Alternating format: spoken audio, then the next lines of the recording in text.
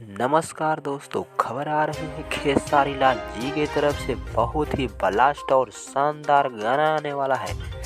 गाना का नाम है बढ़िया बढ़िया लागेला।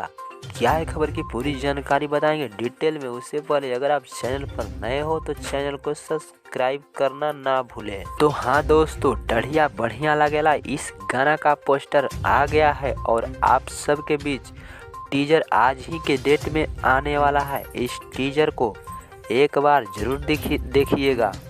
और बताता चलो कि बढ़िया बढ़िया लागेला गाना लिखे हैं अखिलेश कश्यप, संगीत से सजाए हैं AB गुप्ता और गाना को गाए हैं भोजपुरी के दबंग खेसारी लाल यादव। वीडियो में नजर आने वाले हैं दबंग के खेसारी लाल यादव और यामिनी सिंह। बताया जा रहा है कि ये गाना बहुत ही शानदार और ब्लास्ट सॉन्ग होने वाला है। भोजपुरिया दर्शकों को खूब पसंद भी आने वाला है और इस गाने को रिलीज किया जाएगा 9 दिसंबर को खेसारी म्यूजिक वर्ल्ड के यूट्यूब चैनल पर। खेसारी म्यूजिक वर्ल्ड के यूट्यूब चैनल पर 6 बजे सुबह। इस गाना को जरूर एक बार देखिएगा।